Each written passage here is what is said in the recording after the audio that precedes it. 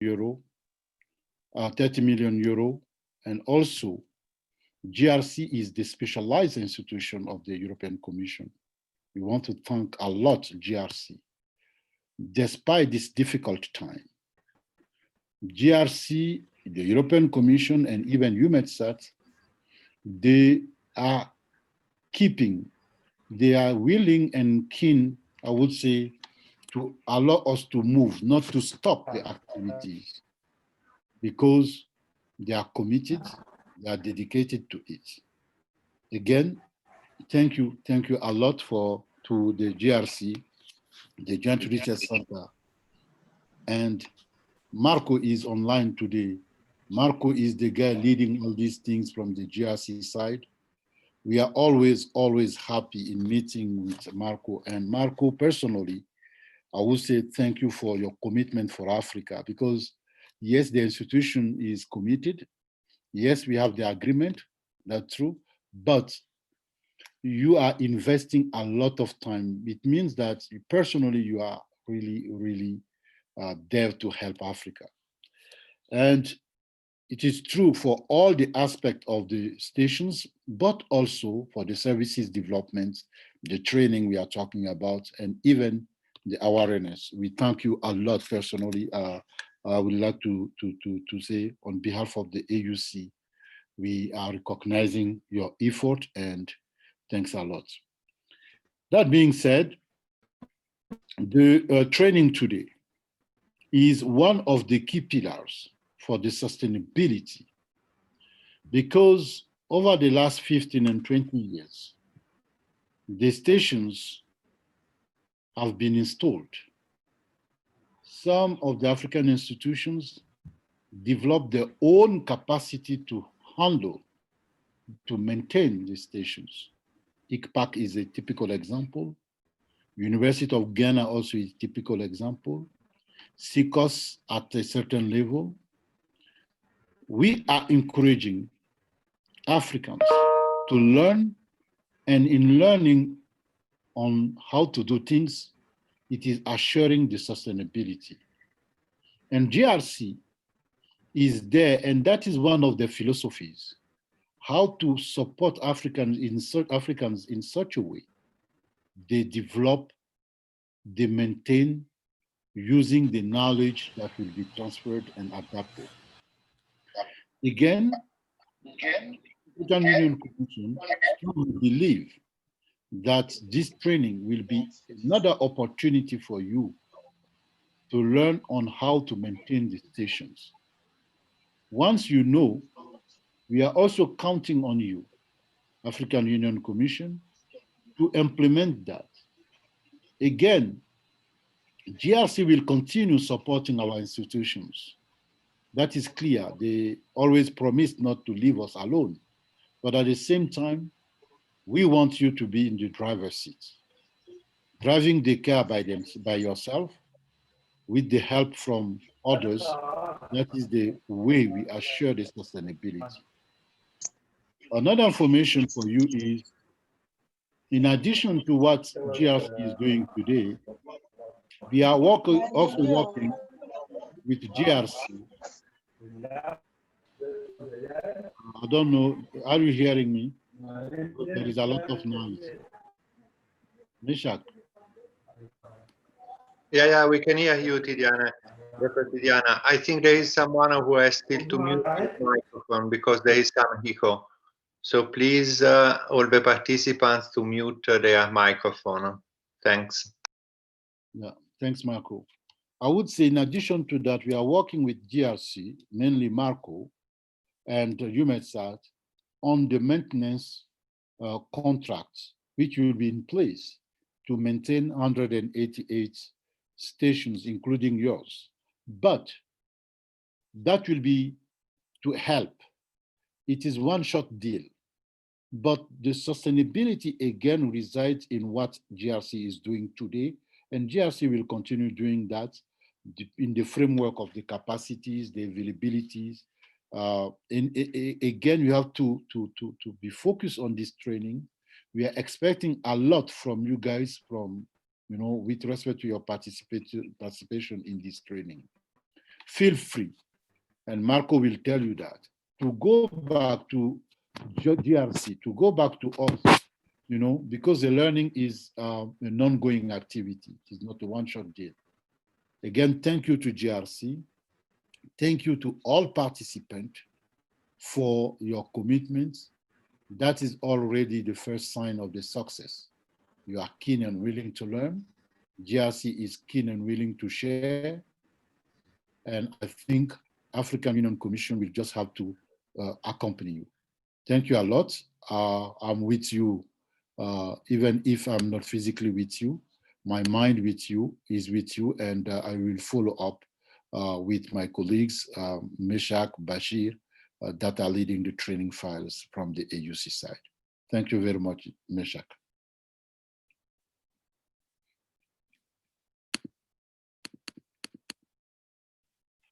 Okay, thank you so much, Dr. Tidiane, for the opening remarks and for the encouragement. So I will now, without wasting time, hand over to Marco for his opening remarks. I don't see someone from UMETSAT, but I will keep checking. Marco. Yeah, thanks a lot, Meshach. Thanks a lot, Dr. Tidiane. I think there is Simona from UMETSAT, and I will double check at the end of my remarks if she has to. Yes, I'm online, Marco. Thank you. Okay, very good. So we've been preparing this. Okay. We've been preparing this training together with UMETSAT, whose contribution is not really enough recognized now in the presentation. We will modify them at the end of the training. And JSC and UMETSAT has been accompanying this process of a number of projects and programs for the exploitation of auto observation in Africa since 2004, basically with Puma, then in 2009 with AMES, MESA, and the first phase of GMS in Africa. So this is a long-term effort, which we have done in partnership with the African Union Commission, and now African Union Commission in the recent years increased a lot its capacities in managing this type of initiative, and now the program is fully managed by the African Union Commission, the HRST group, and we are very glad to see this. We are still there, as Dr. Tidiane said, in order to provide technical advice. So we designed and implemented the station, and together with UMETSAT, the MESA station, which is installed in so many African institutions. And what we are going to do today and tomorrow is really to provide you a number of resources, information on how to deal with the stations and how to first verify if everything is fine, and then how to intervene in case there are issues. We know that the material we have put together is very large, and maybe we are not going to be able to go in depth with all of its contents, but we aim at making it available. It's already available on the DLP platform for you in order to go there and be able to find the information anytime you need. And as we explain in the final session tomorrow, there is a number of ways you can get in touch with UMETSAT and JSC in order to have support. Keeping in mind that the final goal is that the appropriation of a system goes from the European institution, who are the designer of the system, to beneficiaries, so to you all. So I'm very glad to be here with my colleagues. Vijay in particular, he did a lot of things in the preparation of the slides, the material, the videos, and is also going to run a number of sessions. I would like just now to give the floor to Simona in order to introduce himself and say a couple of words about UMETSAT. So Simona, over to you. Hi, good morning. I'm from UMETSAT and working here as a dissemination operation engineer. And apart from this task, we are dealing also with user help desk, yeah, and taking care and provide info and help the end user to, can you hear me? To bring the station nominal, in special for the UMAT session. And we share with GRC, for example, in terms of MESA station, the responsibility, because are related to the computers. There are 3 computers, as you know. So I'm happy to be here and provide some training on PC on MESA PC1, and I hope you enjoy it.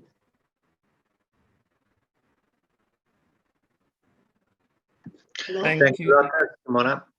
Yeah. Thank you, Simona. Thank you, Marco. We are already 15 minutes into the time. So Marco, I will leave the floor to you so that I jump into the DLP to facilitate people who might not be able to access it. I'm receiving some emails. But now I hand it over to you to guide us, on how to proceed. Okay, very good. Thanks a lot, Meshach. And just a few remarks on the running organization of this training. I think I will share my screen for this. Just let me know if you can see the screen.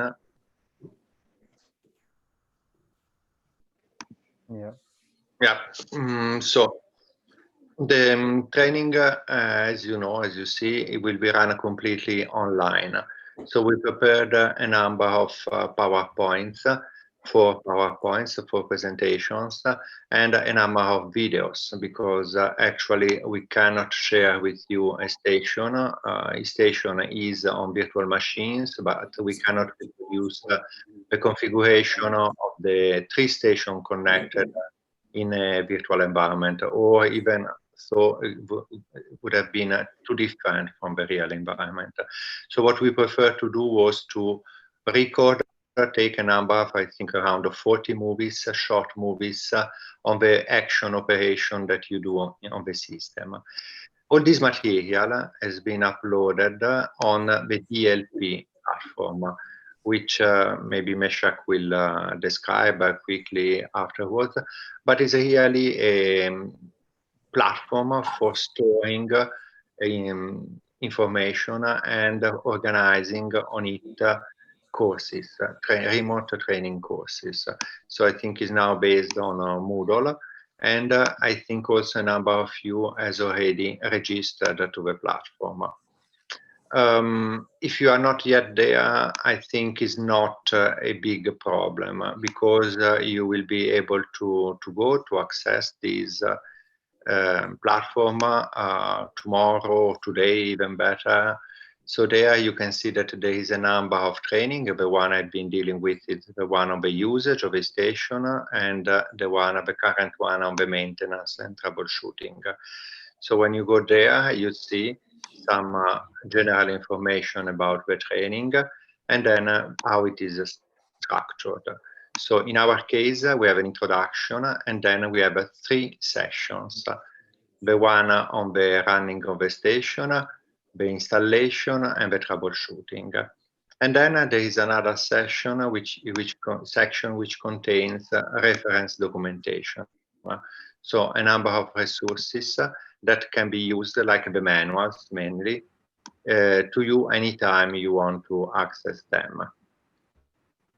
So I'm going to still for the organization of this training. You are a lot of participants. So I see that now we are 48 people, including the presenters. So say at least 40 participants, which would make it difficult for you to intervene directly via audio. So we suggest you, in case of questions, to type them into the chat of Zoom.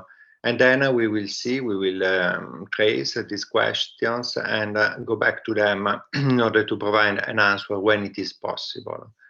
Because I know that unfortunately we are not going to be able to answer all the questions. Training, as you see, is in English, but if there is some question from French speaking, when I will be online, I will try to answer them in French. The resources are for the time being also in English only.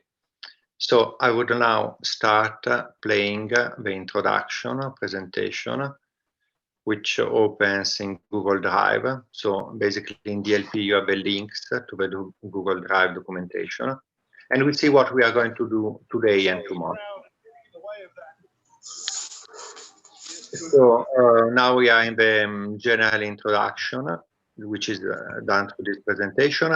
Then session is okay? Can you see the screen?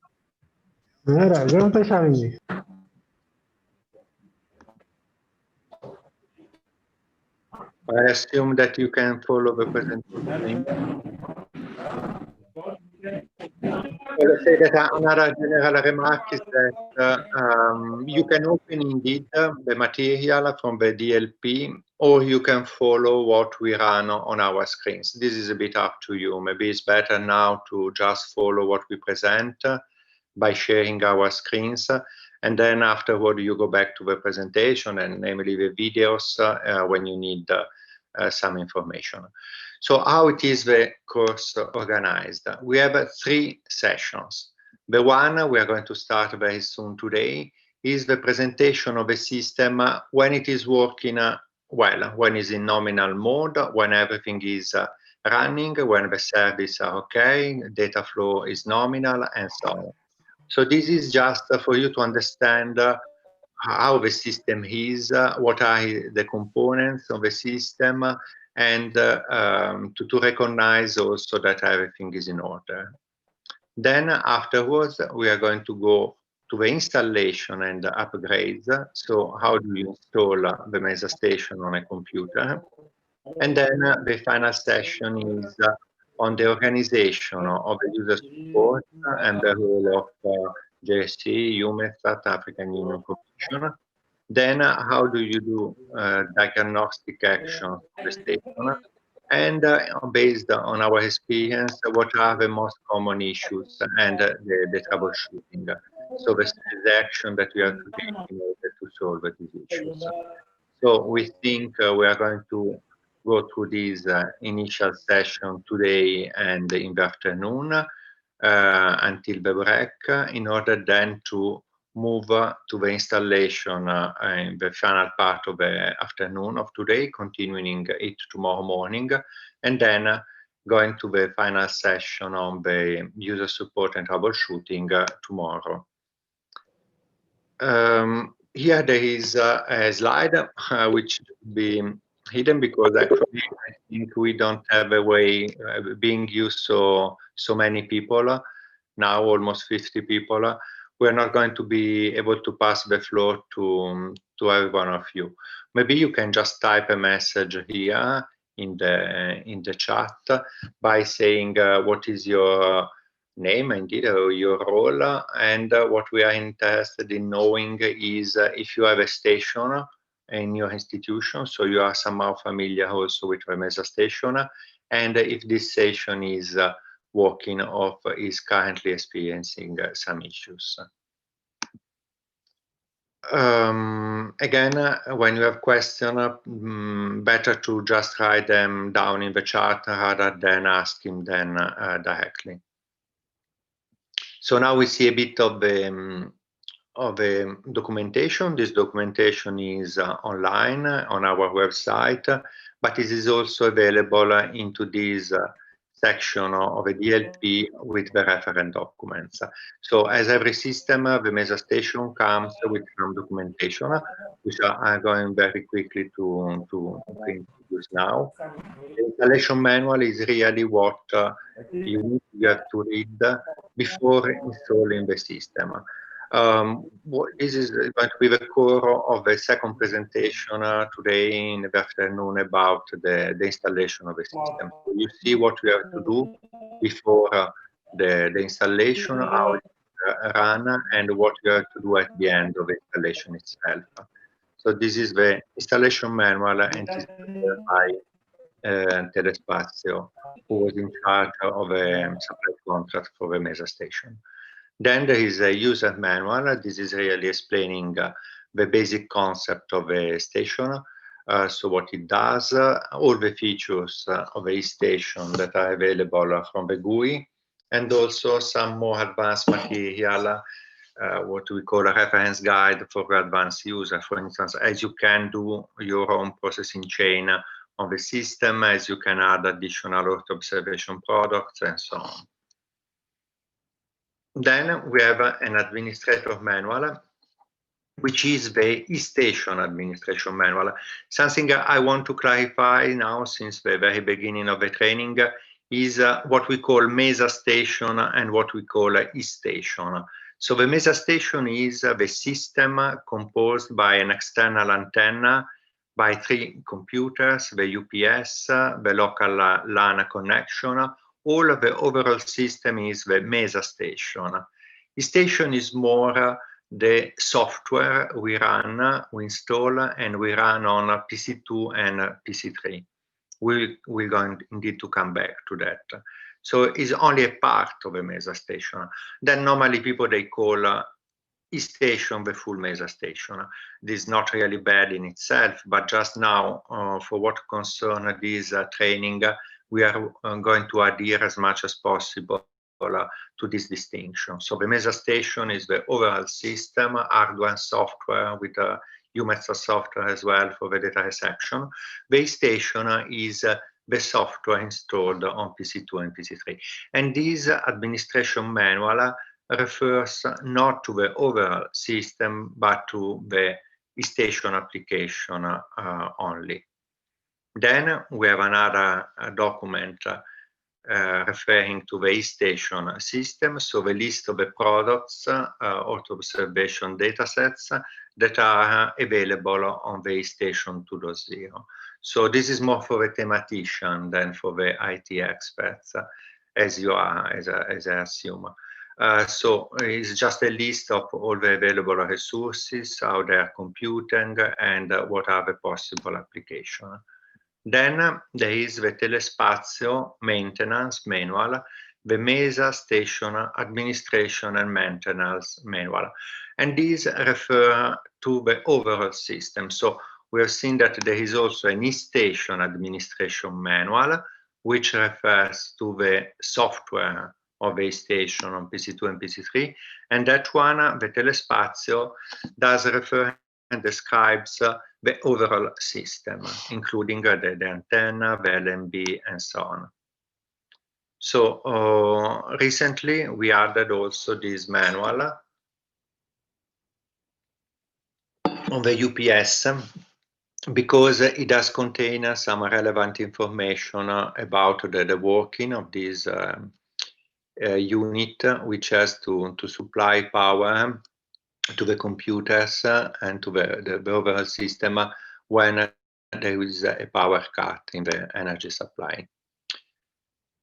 Okay, this is just a quick overview. You will find everything in the folder of the DLP that I just indicated.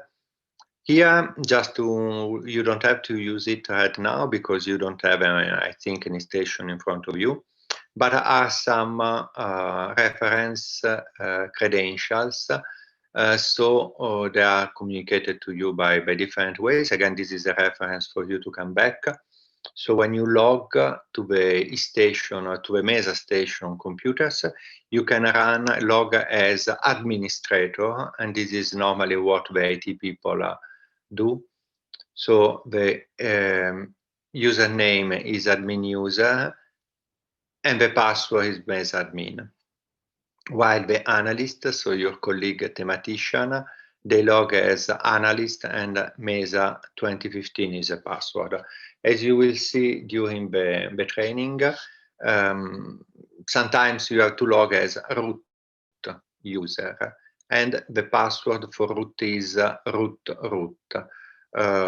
We prefer not to write it down here, but yeah, maybe it's also there. Yeah, there is an additional slide we really recently created, which in a simple table does present the username and password. So in some cases, in the exercises, you will need to enter this credential in order to do some operations. And this is the SFTP server from JSC, where you can log with this username and this password in order to retrieve some information like the data sets and other information. Okay, so I think we are done with this session. I will just go back here to see in order if there is any question so far about this part of the presentation. I don't see anything.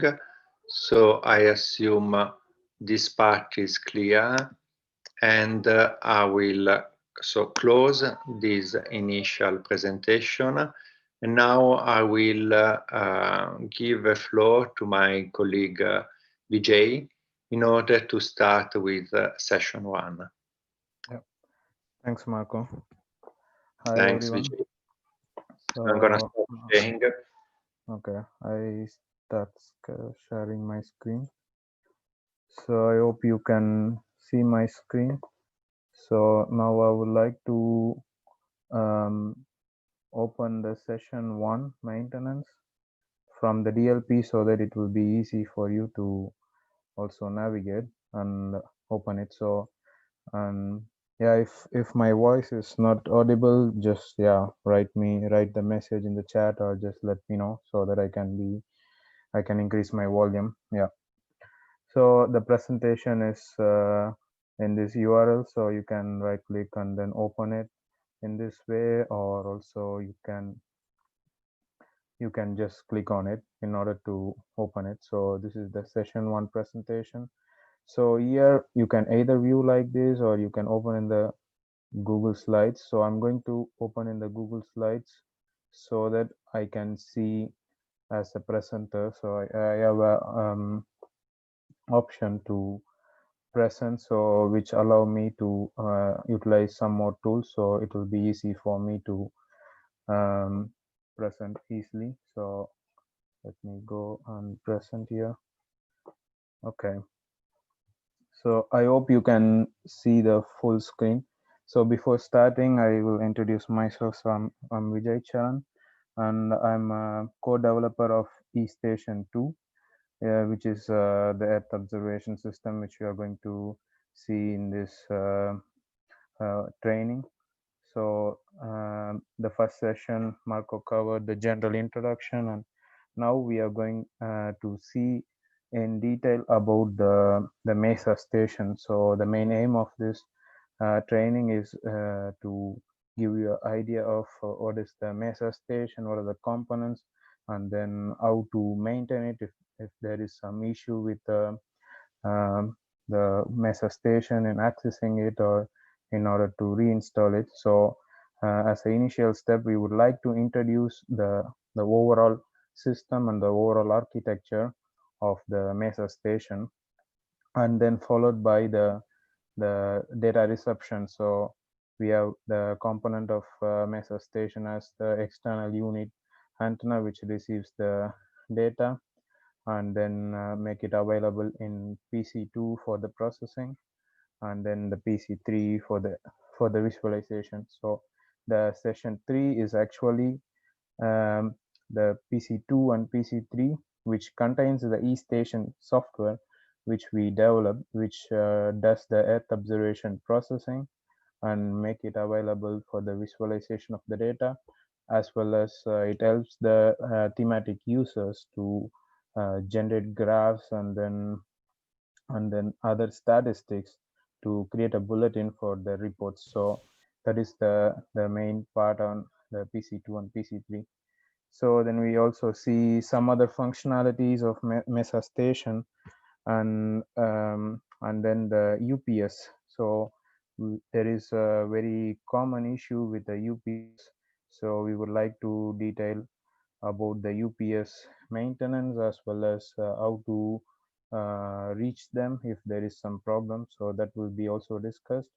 And another thing is how to have the MESA station in a recovery mode. So if there is a problem, so before you fix it, of course there will be a gap to maintain it. So during that time you can put the station in the recovery mode, where one, if the failure PC can be made to work in a form of other PC, so the other PC can work as the broken PC.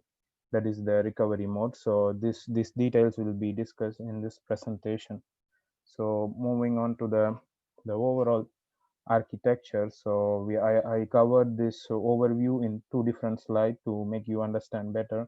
So this is a very basic view of the MESA station, which contains the outdoor unit, which is this antenna, and then followed by the indoor equipments, which is the 3 PCs connected by the LAN cable, and of course also the UPS, which is in parallel with these 3 PCs. So this is the main component of the MESA station. So in the next slide here, we will see in detail about these same components. So of course, what is the antenna? So the antenna covers the C band with the cables, and then which is connected to the PC1 through the DVB card. So the PC1 and PC2 is equipped with this DVB card, and of course the cable connected with each other, and they are also connected in the LAN. And it is to see in detail about the hardware. So the PC1, PC2, PC3, or the Dell Optiplex 9020, which with the 4 GB RAM, and then of course a 21.5-inch LCD monitor. So, and the important thing in the PC1 is, apart from the CPU and the monitor, it is also connected with a UMATSAT key, which is actually the license to receive the data from the antenna. So this is the important component of PC1, which differs from the other PC, because in the PC2 there is a DVB card which is fixed in order to make it work as a PC1 in case of the PC1 failure, the real PC1 failure. So in that case, you have to move the UMATSAT license key to the PC2 in order to have it working. So if you see PC2, it is actually the eStation software is installed in the PC2, where you can do the Earth observation processing, which is automatically processed, and then those data are available in the PC3. So all these three components, 3 PCs with the monitor, and then the LAN cable is connected with the UPS. So in case of power failure, the battery available in the UPS will give the access to the PCs to function. But of course, yeah, it cannot function till the power is back, but it has a battery capacity which makes the PC to work for a couple some hours, let's say. So that will be also discussed in detail when we see the UPS UPS configuration. So this is about the overall system architecture, let's say. So I hope it's clear. So this is the outdoor unit, and this is the indoor unit. Of course, in the upcoming slide, in order to explain you better, so we have captured some of the videos, which is very interactive to visualize how the eStation. I believe most of you have already access to the MESA station, but still, yeah, for whomever who don't have the access to the MESA station, this video will give you a overview of how the MESA station and what are the components. So whatever I explained there is as a real video, so which can be accessed from directly here, or you have an option to click on this YouTube to view it. So there is a, depending on the system configuration, for some of you it might work here, or you can double click on the YouTube link in order to open it. So in order to show you the full screen, I'm moving on to the YouTube link with the maximum quality so that you can view the screen with the full resolution. So as you see, this is the complete Mesa station, what I mentioned, the indoor unit actually. So with 3 PCs and then the UPS connected. So this one is the PC1, which has the DVB card, which enables the antenna to be connected to this one to the cable. So yeah, the Mesa PC1, and which is also connected to the LAN, what is given below. And yeah, this one is the default TP-Link LAN router, and which is connected to the PC1, as well as you see the white cable here. This is the DVB cable, which is connected with the antenna from the outdoor unit. And this is the EKU key, the UMETSAT key, to give you the license to receive the data from the antenna, from the UMETSAT. So this complete component is displayed here. So this will give you a very detailed information of how the Mesa station PC1. So you can see that the key is active. So, and this white cable, which is going to the outdoor unit. So that is what shown here. So yeah, this is about the PC1. So yeah, this is our office in JRC, but of course, yeah, in the different places you see a different arrangement, but I hope this give you a detailed description. So from the PC1, we are trying to show you the monitoring dashboard. So in order to give you some details of the PC1 as well as other PCs, but in detail about the PC1. But this component will be explained in detail in the upcoming slides. So now we would like to show the PC2. So here in this case, the PC2, this is the CPU of the PC2, which is on the monitor, and the dashboard of the eStation software, which also will be discussed in detail in the upcoming slide. For now, it is to show you how the PC2 dashboard appears in the nominal mode. So that is very important, because if you're not in the nominal mode, it is going to be a little bit different. So this is all about the PC2, and this is the UPS, which I was mentioning. So it has a battery capacity to make the other PCs to work in case of power failure.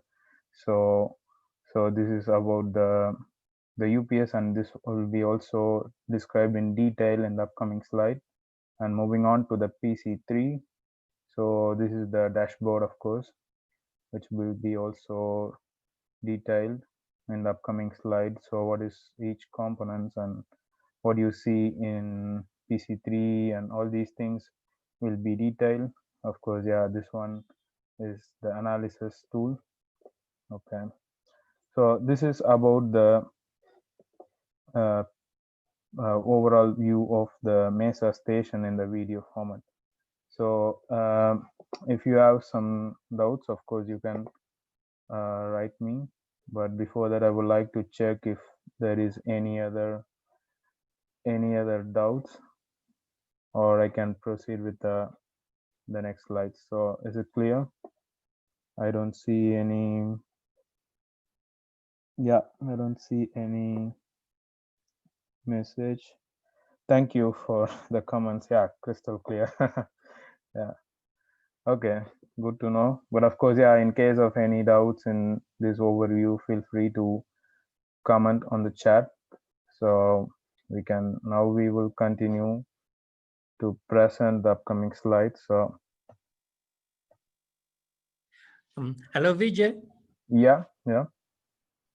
Okay, I'm seeing people that are requesting to download the document. I'm just referring them to the DLP, but I don't know if they have an issue there, because I'm only seeing 2 people in progress, but they can access the DLP on that link I sent. I will resend again the link. Yeah, if you want, I can also share separately the link of this presentation if you prefer.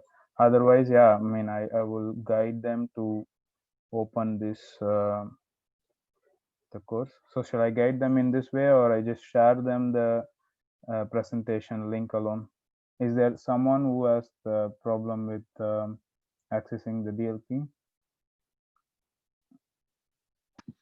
Vijay, maybe we can also share the link of the classroom because we uploaded the material also in the Google Classroom platform.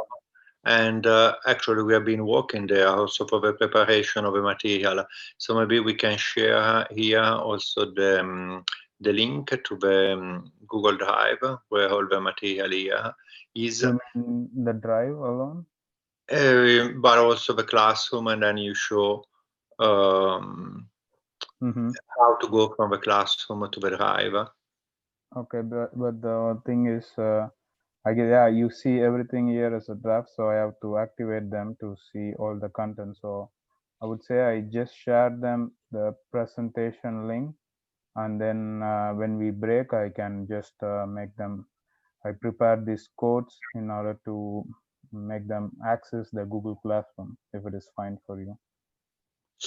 Yeah, I think Godfrey is asking for the link to the presentation, so it's good if you share in the chat now the link to the presentation Google Drive. Forget the classroom, just for the drive itself. Yeah, thanks a lot. Yeah, some of them commented that you cannot enroll yourself in this course. Yeah, for the DLP, maybe Meshach can help them. But in the meantime, I shared the link, so I hope you can see the drive link, so which will open this presentation. So at least you can have the look at this presentation directly. So when we break, I can add some more components in the Google Classroom. So I can also share the Google Classroom code so that you can also access it directly there. So for now, I hope you can see the link of this presentation, so which I shared in the chat. So you can open it and then go to the slide 5 from where I'm going to continue. Okay. Yeah. Okay. Let me proceed. Okay. So far we saw the basic components and how they are structured. I hope it's clear, and of course, in case of any doubts, give us a message in the chat so that we can consider it and then give you a reply when we find time. So okay, so moving on to the another component, which is the router, which we saw next to the PC1 in our office of the Mesa station. So it is the TP-Link switch. Sometimes we call it as a switch. It is a LAN router. So all these names are commonly used during this presentation, which implies the LAN router. So which is also the switch which connects these 4 components, basically the 3 PCs and then the UPS. So each of the PC has an IP address. So by default, the Mesa station is configured in order to give each of these PC with a unique IP, which is by default is this one for the PC1, which is 192.168.0.151. And in case of PC2, it's just difference in the last 3 digit, 152, 153, and 154. So by the default installation of the Mesa station, this is how the IPs of these PCs are configured. And we will also see in the future how we can, if if really needed, how you can change it according to the proxy setting of your institution. All these things will be discussed in the upcoming sessions. But for now, this is to make you understand the PC1 with the IP with this one, and PC2, which is a processing computer, and PC3 is to visualize the data, and the UPS. So this is about the LAN default configuration, how it is.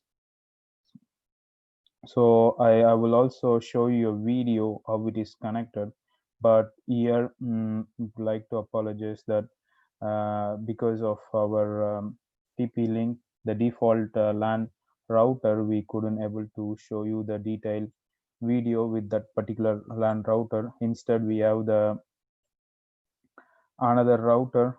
So this one is little bit different from what you saw before, because we had some issue with the router, so we are presenting here with a different router.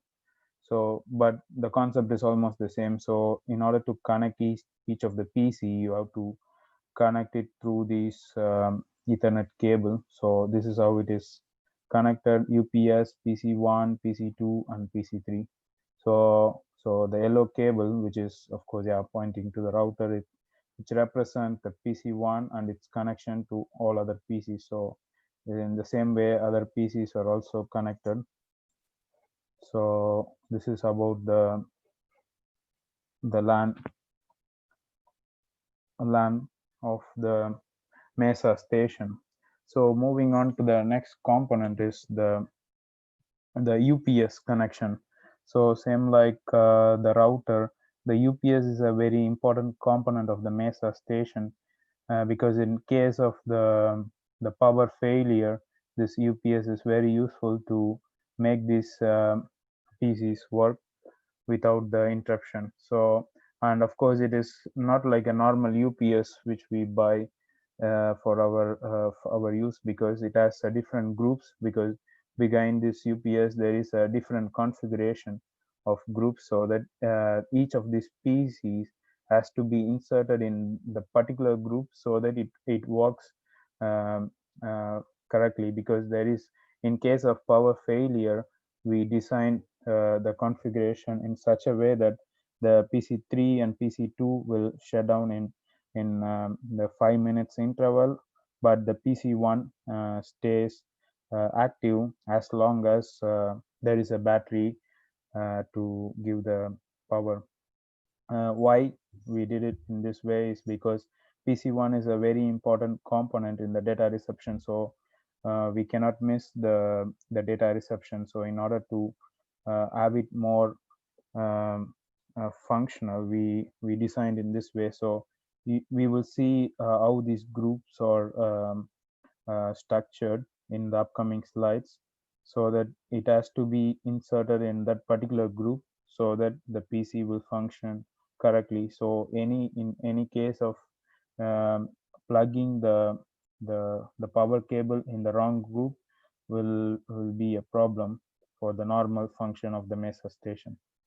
So this again, in order to detail you the data flow, we would like to show this diagram that from the antenna we receive the data, and which is received in the PC1, and which is of course later sent to the PC2 for the processing.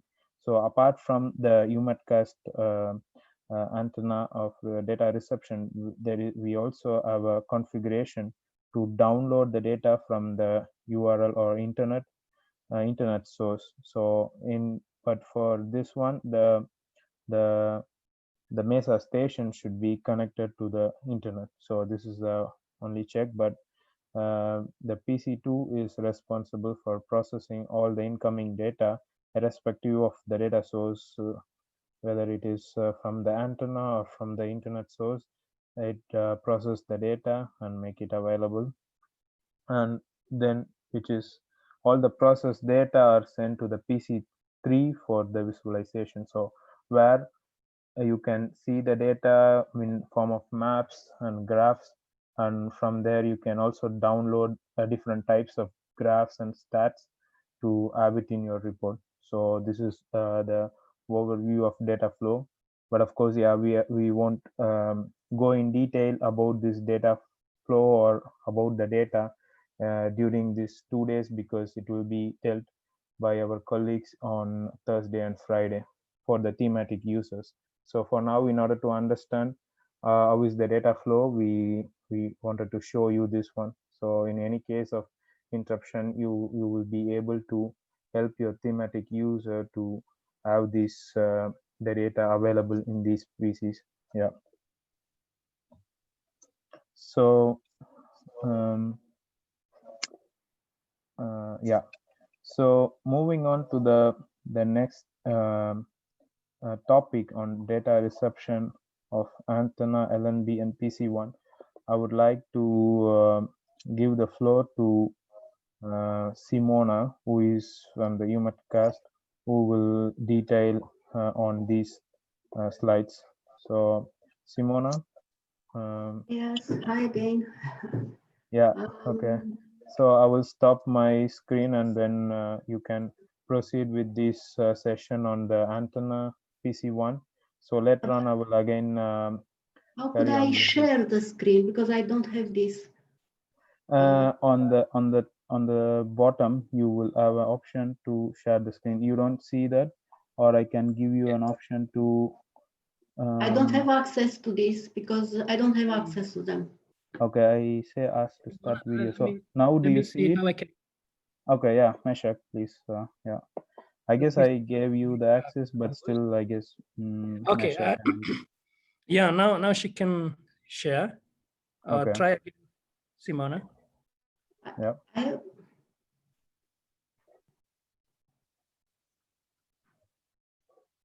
Share the screen. Sorry. It is in the down in the base of this Zoom meeting. There is an option to chat and share screen. So it is in the green. Yeah, okay. I share the screen, and then where I going to what? You can go to the session 1 presentation. So I guess you have the link already. So you can start with the presentation from the slide 9. Okay. If you give me the link, because I don't have the link to arrive there. Okay. It is the same link which we used, but yeah, I will send you in a separate chat. Yeah, I shared you the link, so you can open it and then start from the 9th slide. Okay. Yeah. And I think I have to share the screen now, yeah? Yeah, share the screen and then... Okay, share the screen and then... Yeah, I see Mohammed said there is a shortcut to do that. So it is Alt and S. You can press Alt key and then the S to share the screen also. No, it doesn't work, Vijay. Doesn't work. Or I can. Okay, Alt press what? I will share my screen and then present it so that you can say me to stop and all these things. So I just I guess. Yeah, okay. It's much better like this. Yeah, you can take care. Yeah, okay. Sure. So yeah, UMATcast Africa. Just go ahead. Yeah. Hi again. And Mesa Station, it is let's say a UMATcast station from our point of view. A UMATcast station customized for you, and in addition has this processing software station. So coming to this, Mesa Station has an antenna. I'm speaking about the main component. Of course, there are also the other components which are very important and make the things working. But as a UMATcast station, it has an antenna, of course, an LNB, cables, a PC1 reception, and after that, the other computer to process and visualize the data. As you know, in 2018, with the help of Telespatio, UMATcast migrated the Mesa and Puma station to the new satellite. Yeah, and it is Eutelsat 8 test. It has another. I'm looking in the table left upper. Yeah. So to the Eutelsat 8 test, another downlink frequency, and the polarization. So in the footprint below, illustrates the general coverage of Eutelsat 8 West. So the required antenna size depends on the reception station location, the typical weather pattern, and the selected DVB-S2 parameters. I put in the point 1 as a minimum to minimum because it depends on the location. So the minimum is 2.4 meters, but also for at the edge of the footprint, the minimum is 3.7 meters. To be sure you have the right antenna in terms of the size, you all the time should contact EUMETSAT, because we have let's say we compare with the geographical location, and we will give you the right advice. So then it's the LMB.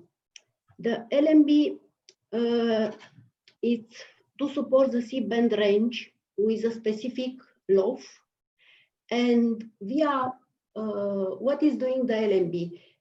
Antenna is receiving the signal from the satellite and is reflected to the LMB, and then LMB collect this signal and send it via through coaxial cable to the DVB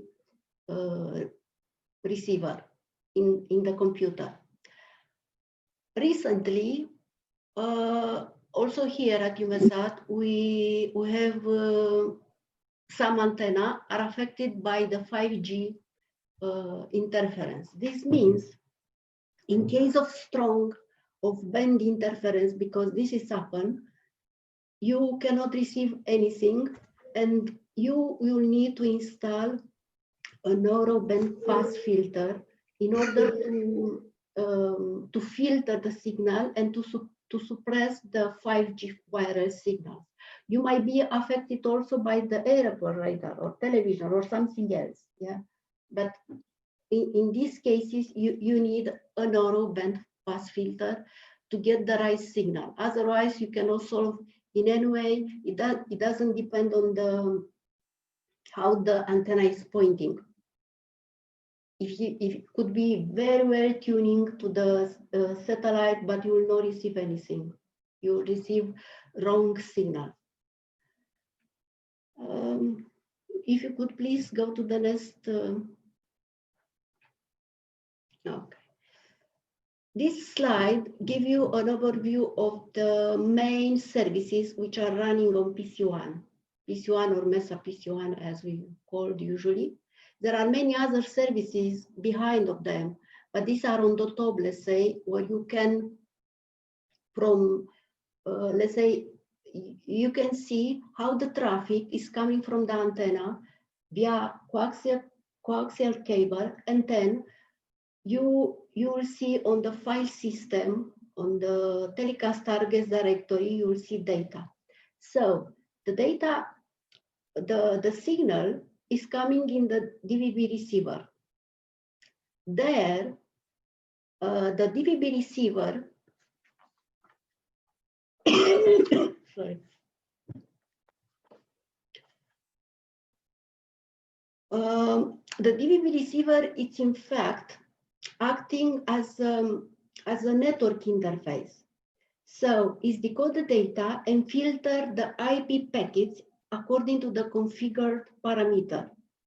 And this is everything is inside of on the PC1 configuration. You don't need to touch. It is in terms of, let's say, of how the MESA and also PUMA station are built.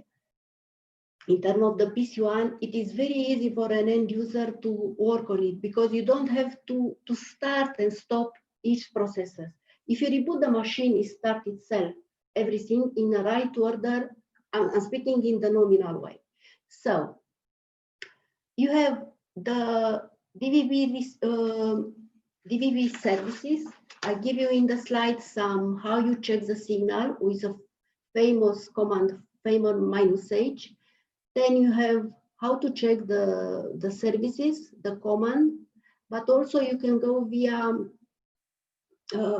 interface with system, Puma device management service status. And there you can see the expected state and the current state, what it is there, and where you find the log. The same thing is for telecast, and the same thing is for FTS. FTS is the telecast. I'm speaking, okay, I'll give you more detail in the next slides, but the telecast is pick up data from the interface. A network interface is not a DVB receiver.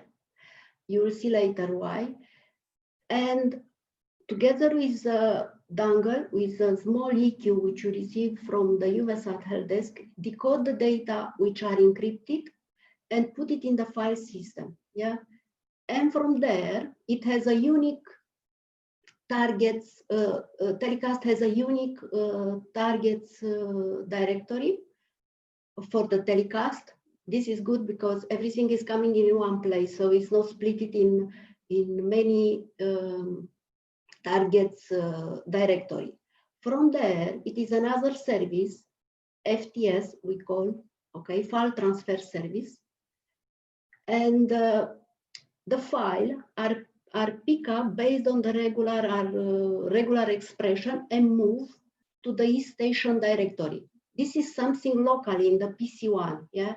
So it's pick up from the file from the telecast targets directory and move it to the e-station directory. You can see the path of two input directory, space, telecast, data, receive, default, and then the output, where the data are going, yeah, on the slide. The same log file, you have two options how to check this via interface and via command line. I prefer, frankly speaking, via interface because you get more info. When you do via command line, you only see the status, but you don't know what is inside. That is the difference, let's say. Next slide, please. PC1 and PC2 have inside a DVB card. It is DVB card S2 because now it's on the transmission S2. Currently, for the MESA station, you can use S2 TT budget S2 4100, and recently it is implemented 6903 DVB card. This is because it's not only it's not enough only to attach the card, the DVB card inside. It could be very easy there. You need to install you need to have the driver installed, and let's say it's not only to install, to be able to work with all the other software.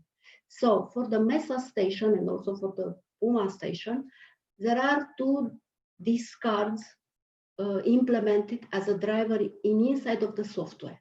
The TT budget, which was, let's say, it is in your machine since 2015, since the MESA station started to be used by you. Now is not anymore on the market. So started to is the ISO, I think ISO 132. The next card, DV6903, it is implemented there. Otherwise, you cannot use the new DVB card. And it's good to know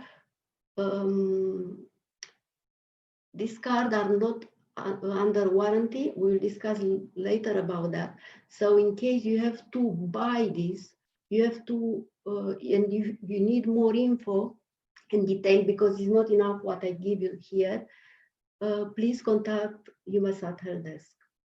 Okay, next slide, please. This is a video on how to check via command line the DVB services. So you open a terminal. Usually I'm using root.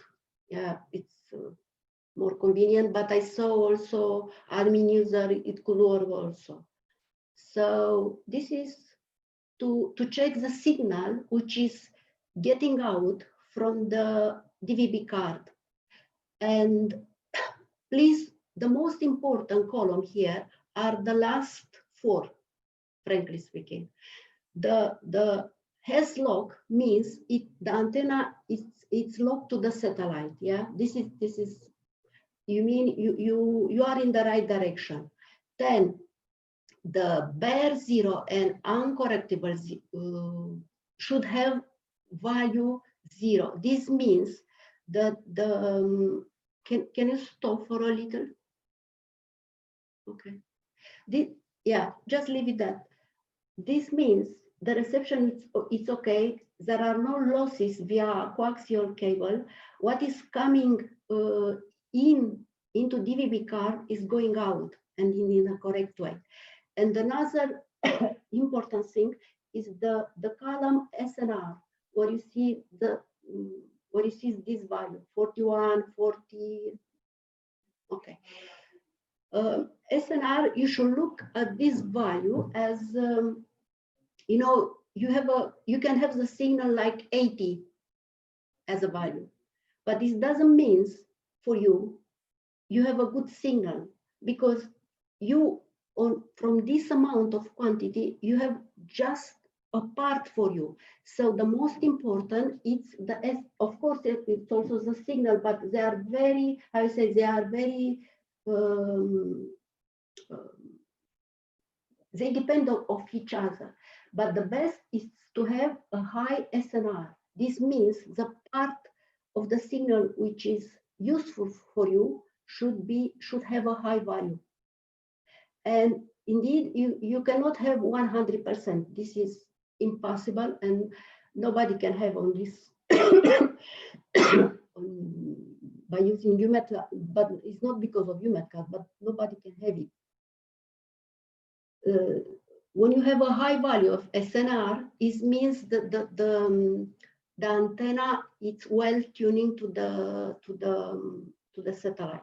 Yeah, so keep on this and remind these 4 columns, let's say, and this is, take it like a standard. Of course, these values are not the same in your location, and even here, if I have 2 antennas in C-band, and I measure the signal, is not the same, because it depends on the capacity of the antenna, the location, and so on, cables and so on.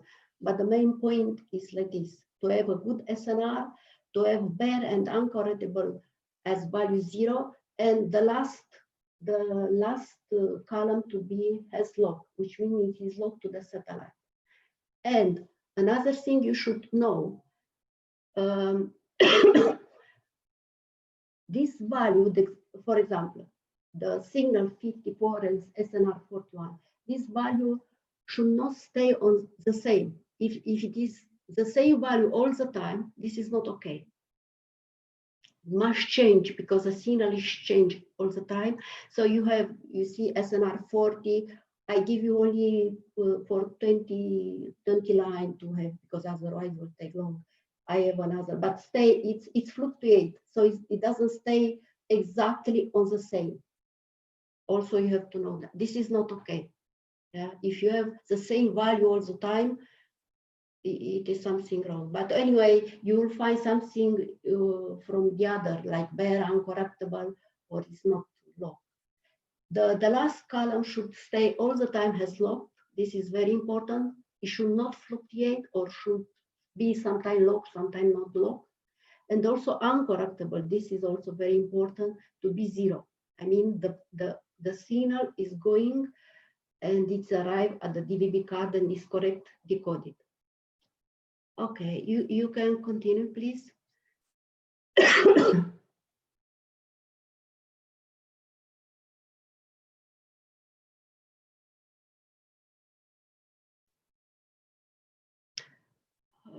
This is how to check the DVB services. Yeah.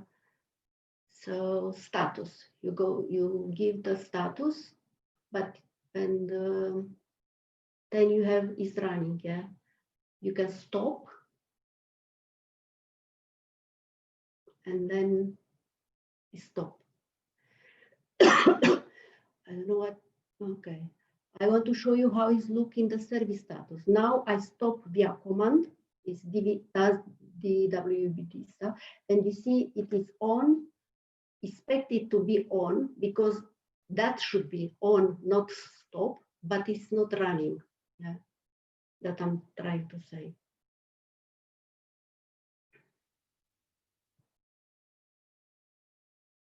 Now I will start.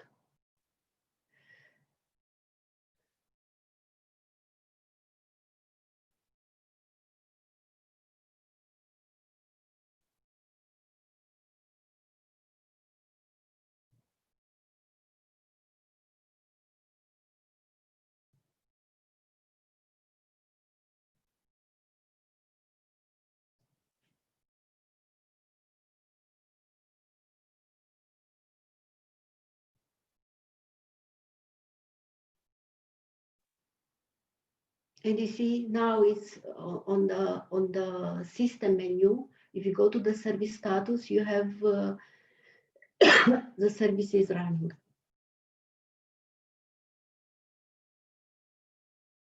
This is how to check via command line. You should not start and stop. Sorry, you should not stop the DVB services, never, because it's running non-stop. Yeah, you just maybe to check the status, but you can check in many ways the DVB services if it is running via menu or via command line.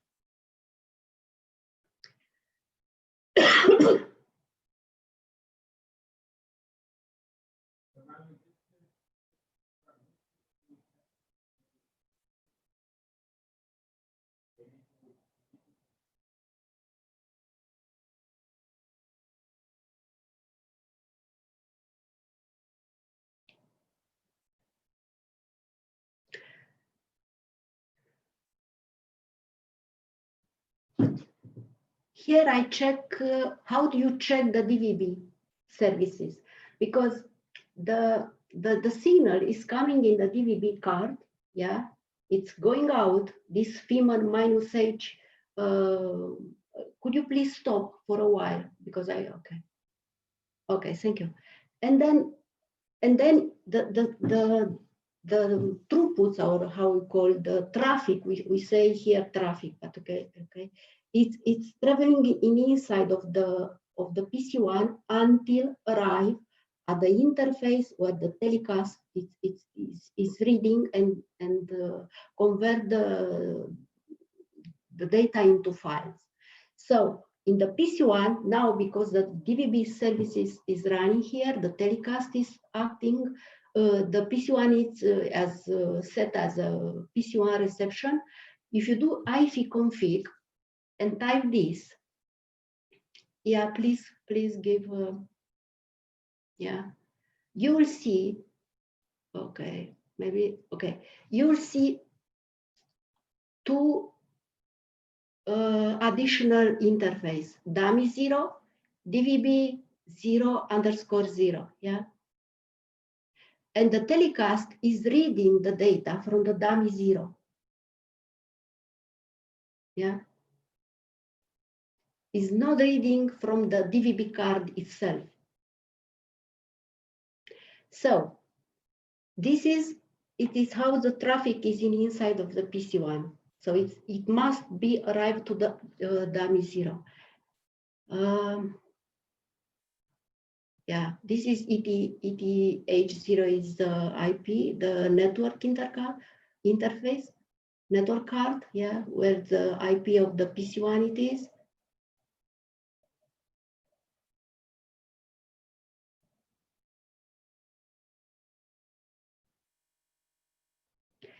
So if you do this command, TCP dump minus NNI, and then I give you the DVB 0_0, and minus C20 means just show me 20 columns, yeah, 20 lines. You see this number, 192.168.1.5, yeah, I selected. This is the traffic for you. You have to see this number here, and if it doesn't exist here, it is something wrong. So it is not coming, and the telecast cannot have anything to read and decode further. Now is the next interface from where the telecast is reading the data.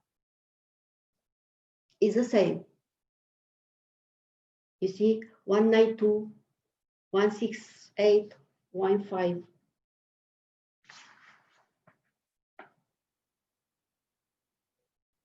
This is a IP packets, which is according to the configure parameters are used by the MESA station.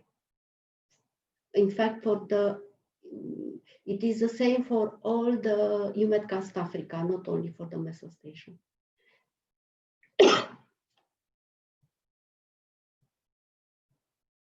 Yeah, please. The telecast. Sorry. Telecast, it is a little tricky here because perhaps it should be better to speak first about the UMEDcast key unit, because they are work together. As a software installed, you don't have to care about that, but as a software installed inside and how they work, first it is the UMEDcast key unit. So, but they work together, so they are very close to each other. The telecast software will convert the incoming data flow in file and deliver product file to the target's defined directory, as I mentioned before, and create log file related to the UMEDcast reception. The telecast client is using the username to identify the subset of data which is configured to receive. In addition to the username, a password, and the EQ, we say EQ, it is UMEDcast key unit or dongle or how you prefer to call it, are necessary to decrypt the data. You usually receive via, for example, if you lose your credential for the EQ, or you have to install again, or I don't know, something like that, you receive from the UMESAT help desk an email stating there what is your username equal with something, and password, user password, I think it is, equal with something. This is something very unique for every end user account. This is not shared. I cannot use it even perhaps if I know, because the EQ, so these credentials are assigned to the EQ. If you use another EQ with another password and so on, they will not work together. Yeah, it is something, the EQ has a specific username and a specific password. And this must be correct all the time in order to make the telecast working. Next slide, please. As I said about UMEDcast key unit, is required for the reception of those data whose access is controlled in accordance with the UMEDSAT data policy. This means via UMEDcast, even Africa or Europe, there are open data which can be received without having EQ, but are just few data, I mean, in terms of set. But for all the others, you need the EQ. And let's say 70% you need the EQ. So that is the reason you need the EQ. Next slide, please. Okay. You must be very familiar with this, because usually when you have an issue with a telecast or something like that, we ask you to give us telecast active channel screenshot. In fact, telecast statistic. Could you please stop the screenshot video here? Here is very important for you. You have to know. If you do not refresh, or if you do not reset statistics, and you want to see, to monitor how the things are going on, you have to look of the missed packets before FAC and FAC recover pack. Okay, here it's 00. And anytime when you reset, you click on reset statistic, this becomes 0 and start it again. But if you have an issue and you see in the log file like missed, as they are set it like missed file or something like that, this is an indication here. You only have an increase of missed packets before FAC. And if you monitor, let's say, hour by hour, or let's say during one day, you'll see this is increasing a lot, and the FAC recover packets is not equal to this. This means your reception is bad. I mean, you lose data. In that way, you have to look of this. Of course, if you reset, again, it will be 00 and it's fine, but this doesn't mean you fix the issue. You have to know this, yeah. Okay, you can see that in the log file because of the messages and so on. Please continue.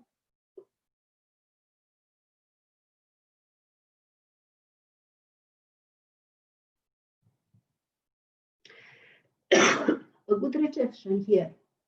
You see, most important is the announcement channel, which is active. And then you see you got, can you play? Okay. Okay. And then you see you receive bytes. Okay, it's okay. Here is for the, could you please stop? Okay, thank you very much. Here you have the username and the password. The password is this many star host key 4, and the username, which you got it via email or I don't know, via post from UMSAT help desk. And this is unique for you. This is for us. You cannot use it. I mean, you can add UMSAT dash mesa, but it will not work for you because you don't have any UQ attached to this account. It's only for we have here at UMSAT, nobody else. This is an indication also. The credentials are okay, added in the configuration file, and the communication between EQ and the telecast, it's well. Yeah, when you have a broken EQ, sometimes the host key 4 it's empty here. You don't have any star. Yeah. Or it's also when you have wrong credential added. As a username, it take it, and if the username is not, I say, correct for the credential, or the credentials are not correct for the username which you type it there, then it's again something is wrong here, and you'll see empty host key 4. Yeah, please continue.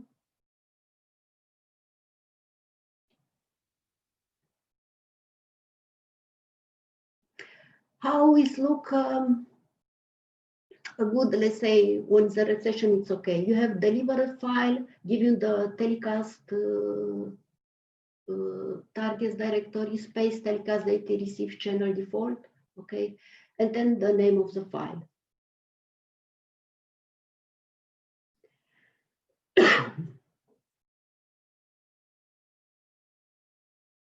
Okay. Next slide. Okay. 10 FTS services. FTS services, file transfer services, in fact, is take the data from the space telecast data receive default and move it, in your case, in space EFTS from telecast for each station, where the PC2, if I'm wrong, please correct me, I think PC2 is pick up the data and then start to process and so on. This is based on the, could you please, okay, now stop. I want to add it. Once the file are picked up from the receive default, telecast receive default directory, they are moved, in fact. Yeah, they are not a copy. It's not copy. You will not find there anything in the telecast data receive default. They will be moved here.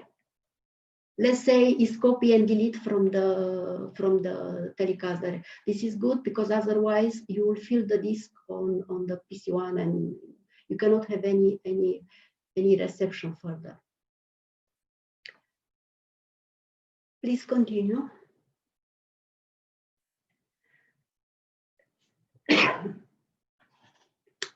This is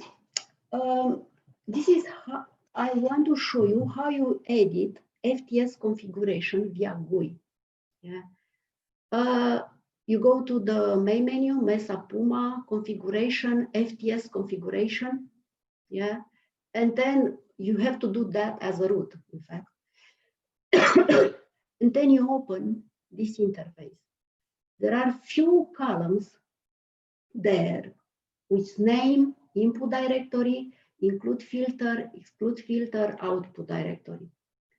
I couldn't have a slide a picture to show you all the column, but this is.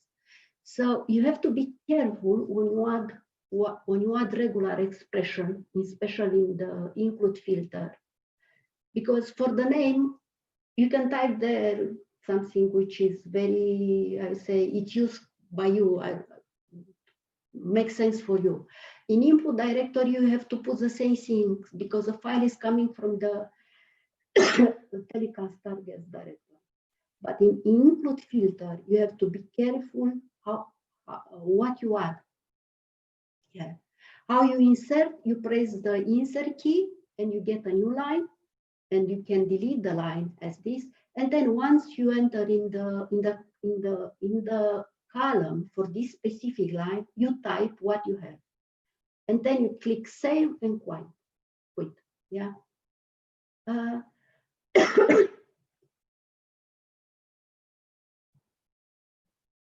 Okay.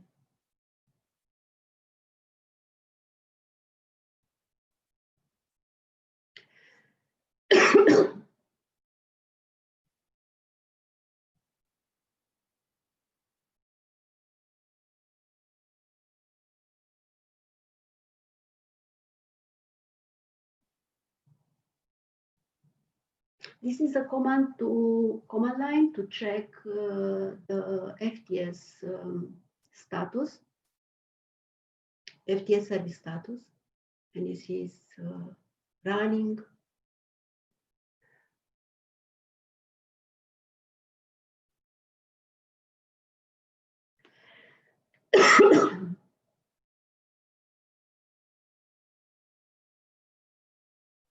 I don't know. I think it's covered by the, but it's okay. Yeah, it's.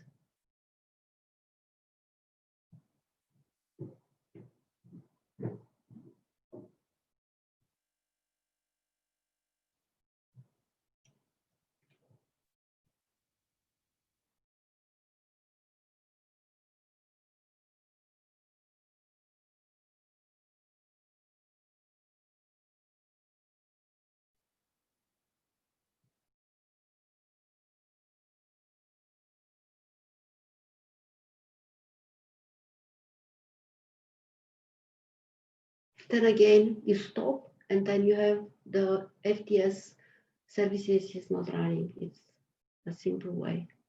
Usually, he must stay running. It's not because here it is it will stop. It is red, but once it is start again, will be green again. the dashboard monitoring, it is very useful to give you an idea what is running in fact, because you cannot see, for example, in case of DVB services, you cannot see if even if it is running correctly. I mean, if you get the data.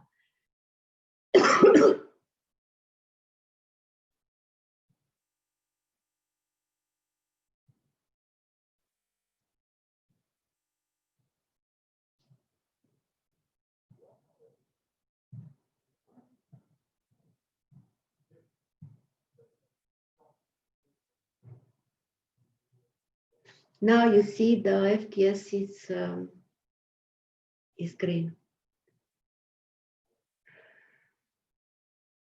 How you check the status? And it's not only the status of the PC1, it is the status of all the machine. Yeah. If you go to the Mesa Puma and then to the service management and so on, you have to wait a while until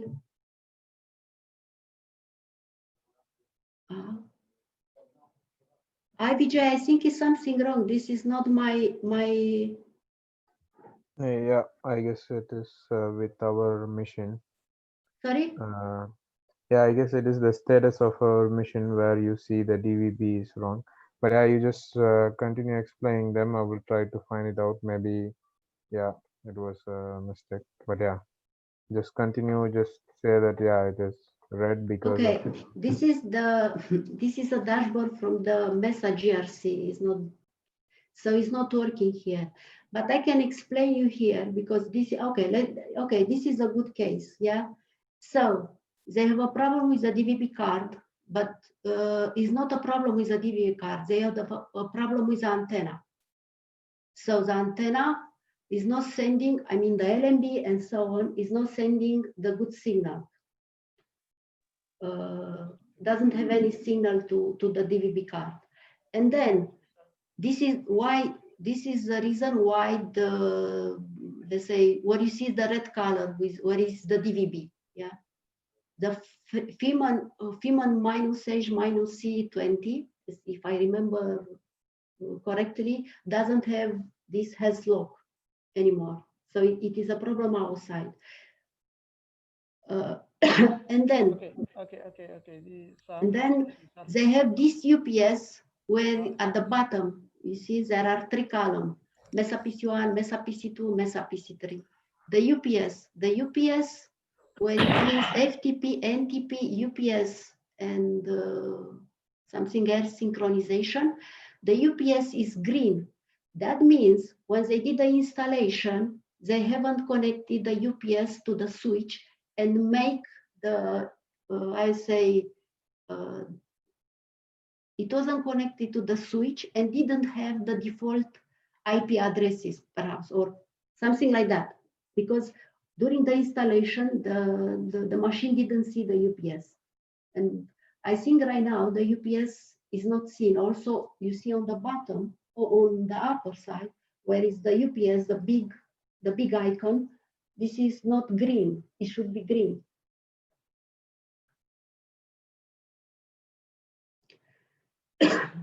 Yeah, just to add, yeah, we thought of maybe showing not the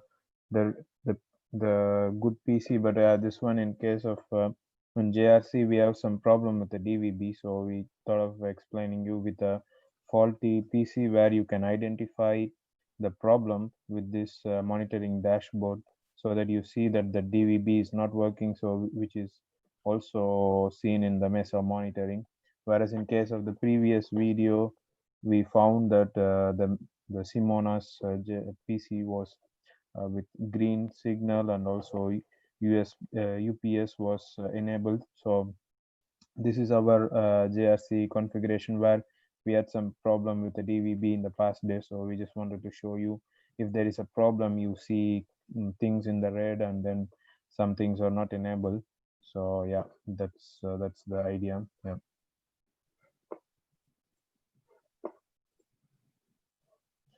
Okay, so Okay, I see some question from you. okay, yeah, let's I'll see. take now, or I don't know. Let's see what is here. Okay. Okay, I guess there is a lot of questions also, maybe. Yeah. Okay. I see from Mr. Godfrey Abukuri, yeah. How are these two DVB cards differ? More explanation. More explanation on how it's working, or how do you hear me? So there are two DVB cards. Indeed, you have only one there in your machine. But in case, so PC1 and PC2, each one has a DVB card. Currently, I suppose, I don't know, but I think that is, I don't know exactly, but I think you have a TTS 4100 DVB card.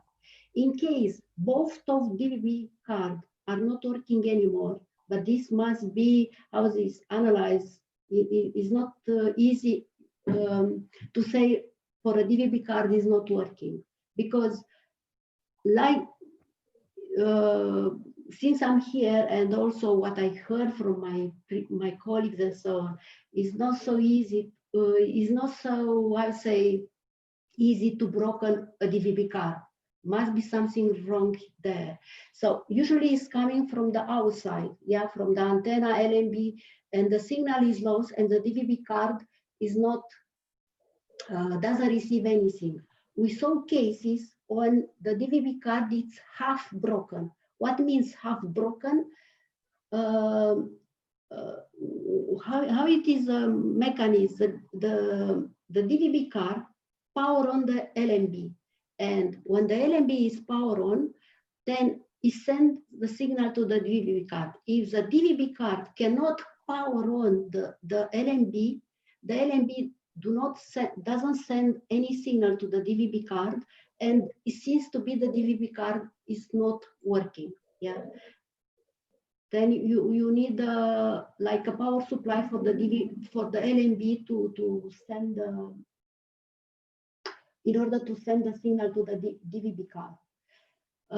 Another that in that case, why you have the DVB card on PC2, because if outside it's everything fine, I mean the antenna is fine, the LNB, anything, the cable, the connector, nothing is damaged, and your local satellite expert to tell you, oh no, it's nothing the outside, it's fine, then I can show you tomorrow, you can check the DVB card on PC2 and see if it receives the signal. Because it is very, very unlikely to damage two DVB cards in the same time. It cannot be. Also, even, okay, but it's happened. And now, because the other card, what you have, most of you have this TTS 4100 DVB card inside of your computer, and they are not anymore on the market. They must be replaced. Yeah, if you broken and you cannot, let's say, we had one case when none of the DVB cards TT, none of them worked. So he must buy a new card, TBS 6903. Is that what you wanted to? You can ask me directly. In case I don't hear anything, you are happy with this answer, or you need more explanation? Okay, I take it like no. I know I saw. Thank you so much. Thank you so much. Thank you. Thank you. Thank you. Understood. Okay.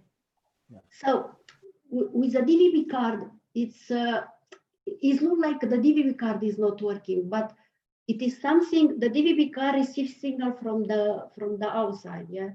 The only thing which can happen with her, with a DVB card, it cannot be, let's say, power on the LNB. And then the LNB cannot send anything to the DVB card because it is this mechanism. And yeah, you can move the reception to the PC2, for example, or you buy some. You also, when we have this case, we advise the end user to buy an inserter, a power with a power on, and then the LNB was able to send the signal to the DVB card. What can we do in case the DVB is not? In case of DVB is not running, yeah, I do not, okay, it could be many, it could be from many reasons. I hope you do not touch the Python scripts. I really hope, because then it will be a mess. And I really recommend you to not edit anything. The PC one is done in such a way, if you reboot the machine, for example, or shut down and power on again, everything is start in a right order, and you don't have even to care about, I have to start that, now I have this order. No, nothing. You just reboot the machine. So if in this case of reboot it doesn't work, then it could be like this. You can have an interference. We have also here. And the shutdown, what's happened? The DVB cards is not only of this DVB card, all of them. When you have an interference, 5G, as we have here, they hang up and they are not able to get out from this. And you have to really shut down the machine and then leave it, say, and then power on. But you have to be sure, I must tell you, this doesn't solve the situation if the 5G is still ongoing there in your area, because once you start again it will be 5, you will not have the good signal because the 5G is there. So in this case, you have to buy, as I mentioned in the previous slide, you have to put a narrowband filter to get the right signal. Let's say you don't have interference and indeed the DVB is not running, or you don't have signal, yeah, then you have to check, or to check if it is indeed in that machine related to the DVB card, or it is outside. If it is outside, you need to when I said outside, I said antenna, LNB, cable, connector, whatever is coming from outside. You need to contact a local satellite expert, and he must know what to do. In fact, in the previous slide, I gave you some parameter of the new satellite, Eutelsat 8 West.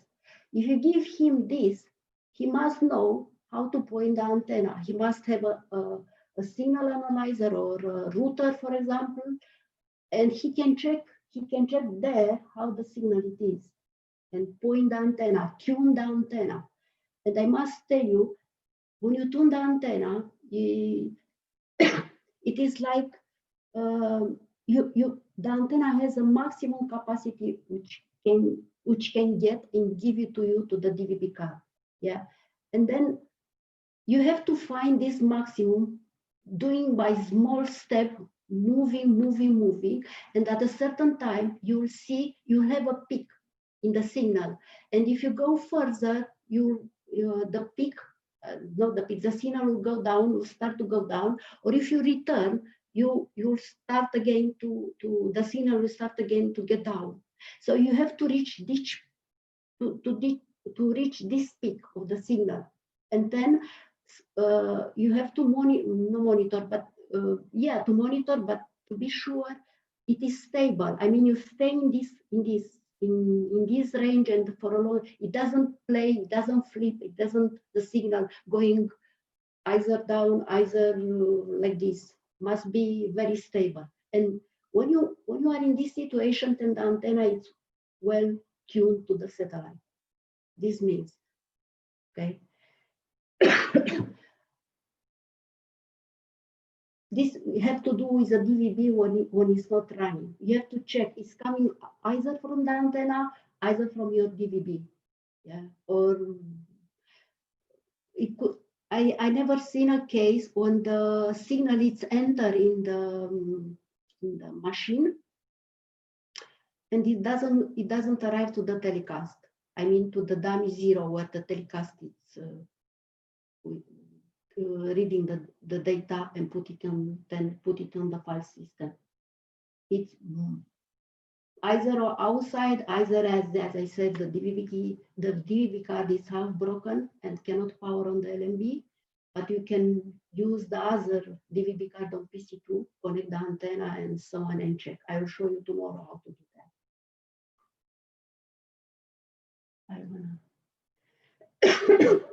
Okay, then next question. Yeah, someone asked about What? Okay, there were, yeah, the case study innocent. Yeah, we have the case study tomorrow that we are going to present all the frequent problems faced by the user. So we will present those things tomorrow during the troubleshooting segments. And for Andrew, so I guess the meeting link was not the meeting link, but the Google slide link was already shared in the chat. Maybe I will reshare the link so that you can have the access. And other one, okay.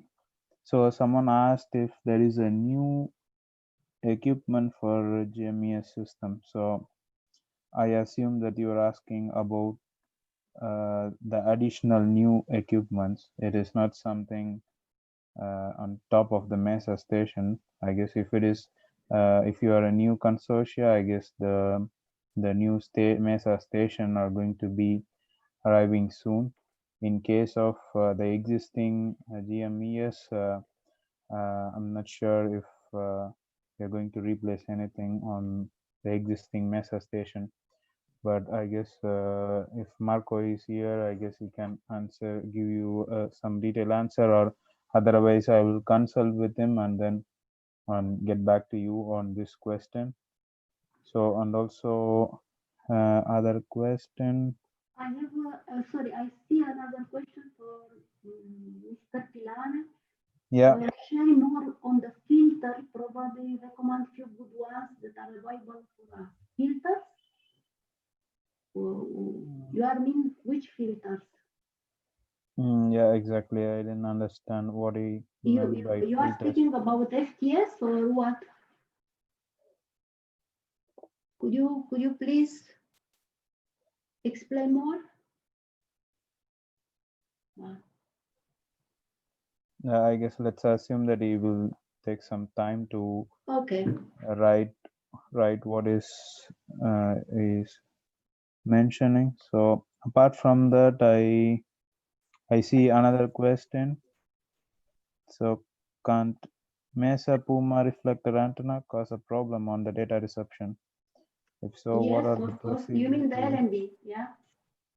Yeah, I guess he mentioned about that. Yeah. Yeah. Can yes, of course. If it is broken, yes. Or if it is the connection there, or but it's very. I mean, you have to think when you have a problem.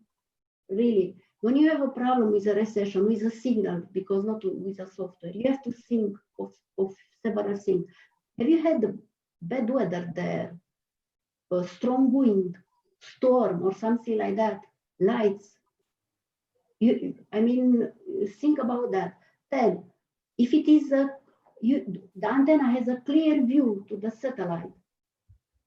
I mean, sometime I was troubleshooting something and nothing, and then they said, yeah, we cut a tree and now it's okay because it was some branch and okay. Here, no here. Another case I was on, they found a bee nest in the antenna. And they just discovered this, and then they said, okay, after the cleaning, the signal was good. So it's like this. Yeah, you have to maintain this. Yeah. And you should check also the cable. The cables are very important, and if it is damaged or the connector and so on. Yes, it's very important. Okay. Thank you, Simona, for the detailed session on the PC1. Just to summarize what we discussed this morning before going to the break. So we saw about the overall system, overall MESA station, what are the components of the MESA station, and in detail about the PC1 services. So okay, someone has doubt. So yeah, please go ahead if you want to ask some question. On filter, okay. Hello. Yeah, please. Yeah, thank you so much for your presentation. My question is all about the reflector antenna of the Mesa or the Puma. Mm-hmm. Actually, the presenter has not convinced me. I was asking, how can Okay. how can I maintain my reflector antenna to avoid anything that can stop that reception? Maybe the antenna needs to be cleaned.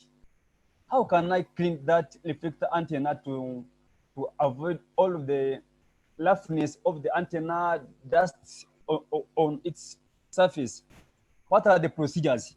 Maybe sometimes the antenna has been adjusted by the strong wind. Maybe it is no longer pointed to the good angle. What Yeah. are the procedures to maintain it? Thank you. Yeah. Okay. Simona, do you want to complement this question? Yeah. You mean when you have a problem with antenna, I mean the antenna is the point, yeah? The point is not due to strong wind and so on, yeah? You cannot do it as, I mean, I'm asking you then something else. Are you a satellite expert? I mean, have you pointed the antenna before? Because it's not something like I can guide you via phone, or I can say you move little on the left, on the right. I can give you. We have a documentation how to point the antenna to the satellite, and you can follow this.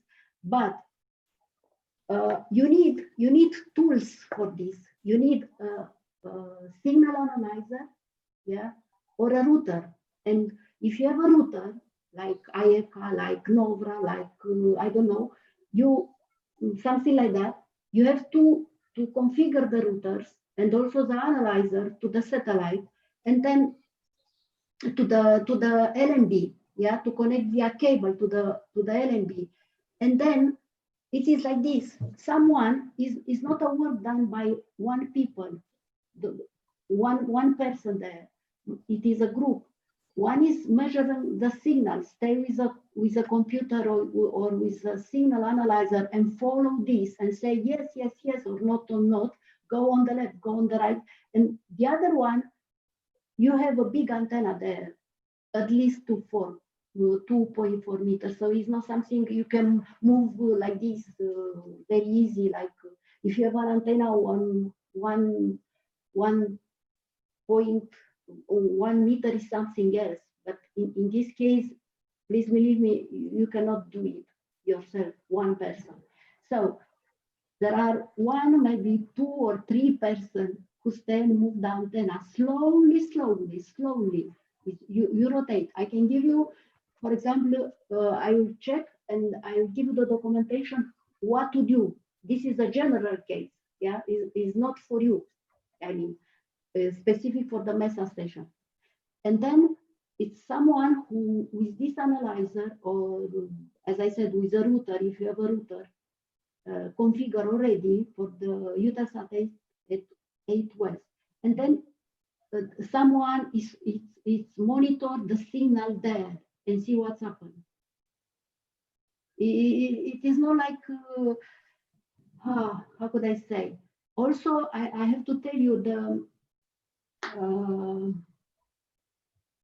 even, I don't know, if one antenna is here or at GRC, for example, between GRC and us, and you myself, even it is the same type of the antenna, even if it is the same type of the antenna, yeah, they will not have, or we will not have the same signal, because it depends on the location and it depends on the weather. Yeah. Yeah.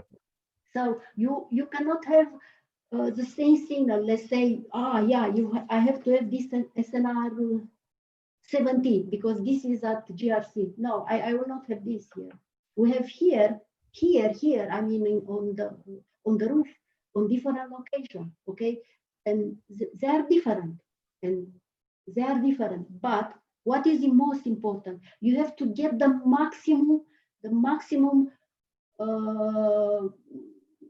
from the antenna. Yeah, it is like, you see, it is a movie. I remember now the title. Better than this cannot be. Yeah. So when you reach the peak, each antenna has a peak. Let's say in the signal. When you reach this peak, then you have to stay there. It's very easy to reach the peak and see it, because once you move very slowly on left or right on something like that, you'll see that the signal is decreased, and then you say, oh no, return just a little, and the other one is doing. This is a work I can tell you from here to tune an antenna. It's a work like few hours, because tuning, it is you have to do it in small steps. It's not like I give you that, I put this parameter and I run. No, it's not this. And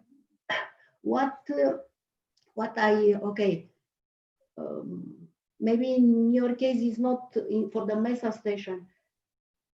It's antenna who detect, antenna, LMB, the cable, who detect the signal, not the DVB card. The DVB card is only, I receive that and I give you that. It's like this, but it's antenna, LMB, and the cable who is how you move on little, how the best is to and give the better signal. You cannot do anything to improve some parameter on the MESA PC1 configuration. It's nothing. It's just reading. This is just parameter. You have to tune that.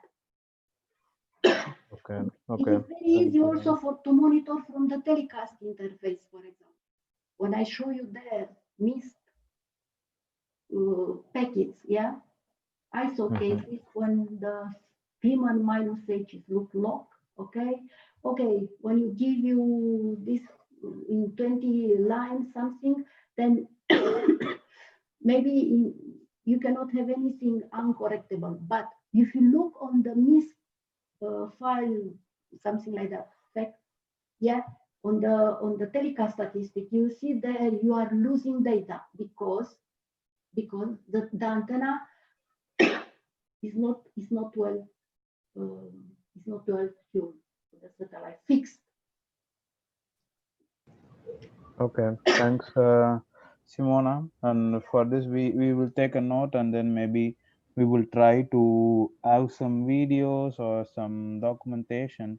We will prepare for the future, and then try to have it add it along with this presentation or in the DLP platform, so that user will be able to see it. So for now, I guess what you answered is fine, but for sure, for the future, we will try to have some documentation also to physically maintain the antenna. So for now we close this, and from I don't know. I don't. Sorry.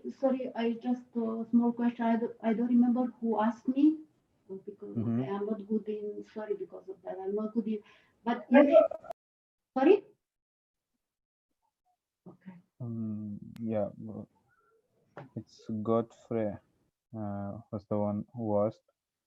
And if it is done, yeah, maybe we go with Pilane. So he asked about the filters. He's saying that Yeah. Okay. if I can send you. Yeah. I can send you via email. I write to you my help desk and I send you all the details. Yeah, because it's a lot of specification. Okay. If you have, but you have to be sure about this 5G. Yeah. Otherwise, it doesn't make sense to install. Okay. So but Pilane, I can give you all the specifications because there are a lot of specifications of this. Okay. We also take this question and then try to prepare some documentation from Simona and attach to this learning platform. So that, yeah. So maybe I guess it is time to break according to our agenda. So just to summarize, Simona gave us a detailed view of PC1, what are the components of PC1, actually what are the services, how antenna is linked to the PC1, and what are the services running, like the DVB, how to check the status of the DVB, how to see if it is working or not, in as well as from the UI user interface, as well as from the command line.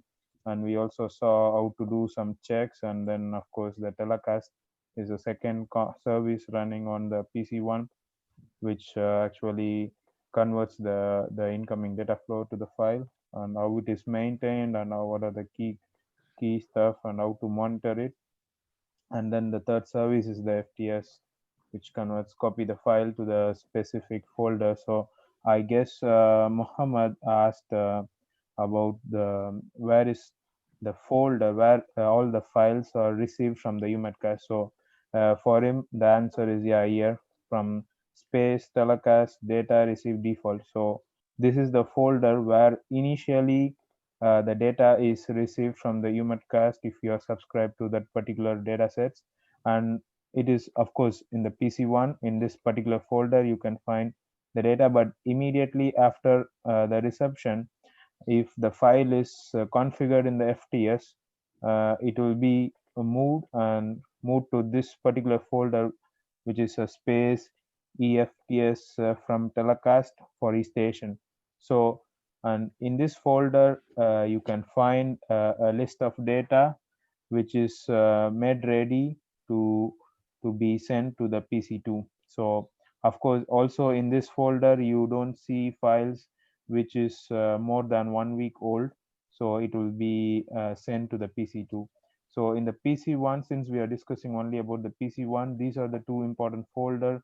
Once immediately after the reception, you find it in the default folder, and after that it is sent to the for each station folder. So in this way, you can open your PC1 and then try to see the data. And of course you are not allowed, or it is advised not to remove any data or cut it, but you can visualize, and if you want to copy, I guess you can do it.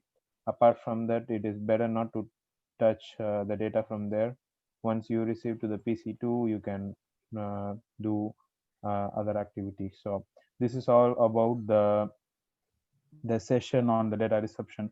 So for now we can break for 10 minutes and then proceed with the next topic on PC2 and PC3. Vijay? Yeah. Okay, before the break, I just wanted to take a minute to quickly, go ahead. Okay. You know, for the benefit of all the participants, if I can quickly share the screen. Yeah, sure, I stop it, yeah. Because I realized that, you know, not most of them are able to access the DLP. I see only 8 of them are in progress. I don't know if the rest of them are finding some troubles to, you know, to access the DLP. So I will actually log out and quickly show you how to log in, assuming that you all received an email of the login details. So what you do is that you come here Can you see my screen? Yeah, yeah. Okay, I don't know if you missed the step. So the login is at the home Yes, page. you can. Okay, this is the home page. I'm going to send this to you to the chat box now. The GMES DLP. Okay, so it's in the chat. That is the link. So immediately after you receive that link, you come here to the login and you enter your, most of you registered with your email, and the password is this. Most of you, the password is okay, you can't see it, but I'll also type it in the on the chat. If it is your first time to access the DLP, this is the password for most of you, and you use your email, the email that you registered with. Then the email must be all lowercase, no capital letter. That is the username. And the password is gmesafrica@dlp1. I typed it on the chat box. Now, if you go there, you will, assuming, okay, and even if you have not logged in, perhaps what you can also do is to search a course, and you will, this is the course. If you even type maintenance as the keyword, you will go to that course. It will be the first one here, e-station maintenance and troubleshooting, and you will see the list of managers or the teachers there. Then you click onto that course, and then it will take you to the registration. Then you come here and enter your registrations. Try to do that within the break. And also, I noticed that some of you might not have registered in our in this link that we issued some times back. So if you have not registered, I will quickly open, this registration link, and I will send it on the chat box so that you can register your details there. And I will pick your details and add you to the DLP. So yeah, thank you so much. Yeah, we continue in 10 minutes. Thank you.